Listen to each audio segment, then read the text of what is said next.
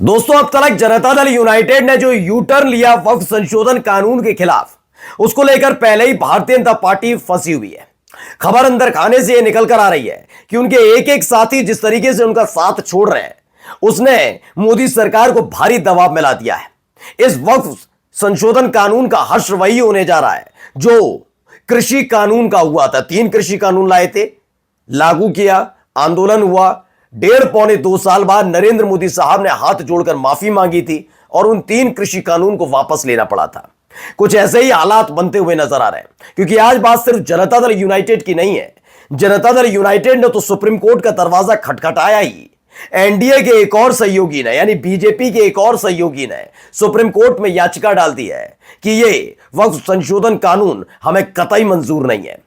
जब अब तक विपक्षी पार्टी के नेता बता रहे थे, बोल रहे थे, याचिका डाल रहे थे, तो बीजेपी बड़ी घमंड में थी कि हमारा कोई कुछ बिगाड़ नहीं सकता। यह वक्फ संशोधन कानून लागू हो चुका है, अब इसे कोई वापस नहीं ले सकता, ना इसे रद्द करा सकता है, ना ही संशोधन करा सकता है। तारीख 16 पड़ गई, यानी 16 अप्रैल को इस पर सुनवाई होगी। लेकिन जैसे ही जेडीयू के फौरन बाद ही एनडीए के एक और घटक दल ने सुप्रीम कोर्ट का दरवाजा वक्फ संशोधन कानून के खिलाफ खटखटाया, वैसे ही दिल्ली में हड़कंप मच गया है। नमस्कार, मैं हूं प्रज्वल गौतम और आप देख रहे हैं न्यूज सर्किल।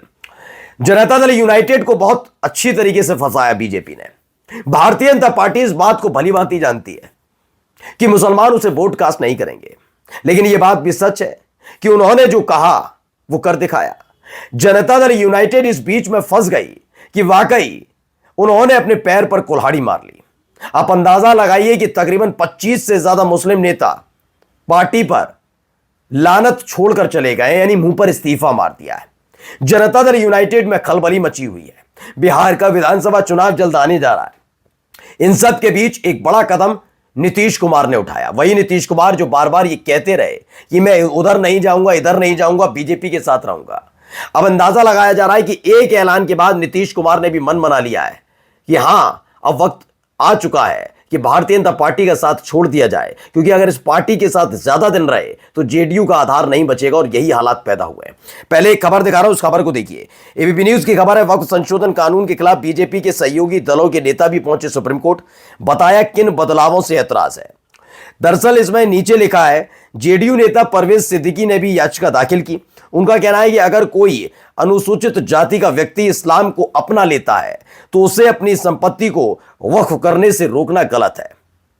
कई तरह के कंडीशंस इसमें लगे हैं, लेकिन इसको लेकर जब विपक्ष ने आवाज उठाई थी तो मोदी शाह वाली भारतीय जनता पार्टी इस पूरे मसले को गोल गोल गोल गोल गोल गोल घुमा रही थी। चुनौती दी जा रही थी कि सुप्रीम कोर्ट चले जाओ या कहीं, अब यह रद्द होने वाला नहीं है। चुनौती दी जा रही थी कि इसमें कोई संशोधन नहीं होगा। कहा जा रहा तो कोई बदलाव नहीं करा सकता। याद है अमित शाह का बयान संसद के अंदर, कितना अहम, कितना घमंड था। क्या कहा था उन्होंने मालूम है? एक व्यक्ति ने आवाज उठाई थी वहीं से संसद ने, उन्होंने कहा था माइनॉरिटीज को ये कतई रास नहीं आएगा और इसका विरोध करेंगे। तो अमित शाह का बयान अगर आप सुनेंगे तो आप यकीन मानकर चलिए विश्वास नहीं होगा। इस देश के गृह मंत्री ने इस देश की ही जनता को चुनौती दी थी कि संसद ने पास किया है, किसकी हिम्मत है कि वो ना माने। मैं आज भी कहता हूं पूरी जिम्मेदारी के साथ, संसद कुछ नहीं है। जनता के बिना ना सरकारें हैं, ना नेता है, ना संसद का कोई वजूद है। कुछ है तो देश में सबसे पहले जनता है, लेकिन आप उसी जनता की आवाजें सिर्फ इसलिए दबा देते हैं क्योंकि आपके पास नंबर होते हैं।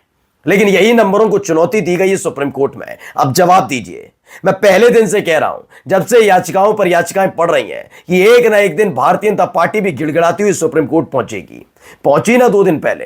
क्या कहा? हम कैविएट दाखिल करते हैं। कैविएट में क्या कहा कि जो दनादन याचिकाएं गिर रही हैं सुप्रीम कोर्ट में वक्फ संशोधन कानून के खिलाफ, उस पर सुनवाई करें तो हमारा पक्ष भी सुन लेना हुजूर। बिना हमारा पक्ष सुने कोई आदेश पारित मत करना। बड़ा घमंड है ना इनको, ये भूल गए अब भी ये 10 साल वाला बीजेपी का शासन नहीं है, जहां आप प्रचंड बहुमत की सरकार में थे। ना आपने अपने सहयोगियों को सुना, ना विपक्षियों को सुना। सिर्फ प्रचंड बहुमत के दम पर जो फैसला लेना था लेते रहे, थोपते रहे। इस देश को लाइन में लगा दिया था नोटबंदी के नाम पर, क्योंकि मोदी जी को और शाह बाबू को इतिहास रचना था। किसी ने जाकर पूछा कि जो नोटबंदी के बाद 2000 का नोट लेकर आए थे वो गायब क्यों कर दिया? दरअसल नरेंद्र मोदी साहब और अमित शाह ने जो दावा किया था वो झूठा साबित हुआ था। उन्होंने कहा था वो नोटबंदी इसलिए है जिससे आतंकी घटनाओं पर लगाम लगेगी, जाली नोटों का व्यापार ठप्प होगा। उन्होंने बताया था भ्रष्टाचार कम होगा, लेकिन 7 बरस बाद 2000 का नोट भ्रष्टाचार का पर्याय बन गया और वो 2000 का नोट वापस लेना पड़ा। इनके कई ऐसे फैसले हैं जिन पर ये बैकफुट पर आए, लेकिन इस देश की बिकी हुई मीडिया ने इनके हर काम को ऐतिहासिक बताया है। जैसे 3 कृषि कानून को ऐतिहासिक बताया, जब वापस लिया तो उसे भी ऐतिहासिक बताया, जब नोटबंदी की तो उसे ऐतिहासिक बताया, और जब 2000 के नोट को बंद किया तो उसे ऐतिहासिक बताया। और आज भी वक्फ संशोधन कानून को लेकर इतिहास ऐतिहासिक जबरदस्त मास्टर स्ट्रोक बता रहे हैं। और याद रखिए, जिस तरीके से एक के बाद एक याचिका न केवल विपक्ष बल्कि सहयोगियों की गिर रही है, उससे पता लग रहा है आने वाले दिनों में इसको भी ऐतिहासिक बताया जाएगा कि नरेंद्र मोदी साहब ने मुसलमानों का सम्मान किया है। खैर, खबर क्या है देखिए। मणिपुर में बीजेपी की गठबंधन सहयोगी पार्टी नेशनल पीपुल्स पार्टी के विधायक शेख नूरुल हसन ने वक्फ संशोधन कानून के खिलाफ सुप्रीम कोर्ट में याचिका दाखिल की। यह पहला मौका नहीं है जब बीजेपी की किसी सहयोगी पार्टी के नेता ने वक्फ कानून के विरोध में याचिका दाखिल की है। इससे पहले जेडीयू नेता परवेज सिद्दीकी भी सुप्रीम कोर्ट में याचिका दाखिल कर चुके हैं। नूरुल हसन की याचिका में अनुसूचित जनजाति के लोगों की जमीन को वक्फ करने पर लगी पाबंदी का विरोध किया गया है। याचिका में कहा गया है कि अगर कोई अनुसूचित जनजाति का व्यक्ति इस्लाम को अपना लेता है तो उसे अपनी संपत्ति को वक्फ करने से रोकना गलत है।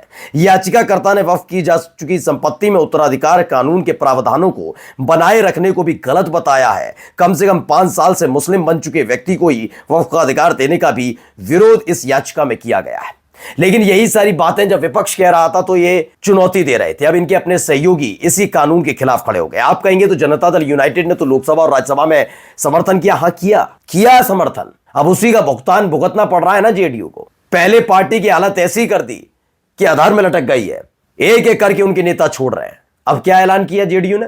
जेडीयू के लिए, नीतीश कुमार के लिए यही वक्त है, यही है मौका। निकल जाइए दिल्ली, शिफ्ट हो जाइए दिल्ली, बोरिया बिस्तरा बांध लीजिए, एनडीए के संरक्षक बनकर वहां बैठिए जैसे आडवाणी साहब बैठे हैं। नीतीश कुमार इस बात को देख रहे हैं, वो जानते हैं कि एनडीए के साथी जरूर है जेडीयू, लेकिन जेडीयू को खत्म करने का काम कोई और नहीं करने जा रहा। कांग्रेस नहीं कर रही है, आरजेडी ने नहीं किया है, यह बीजेपी ने करने का काम किया है।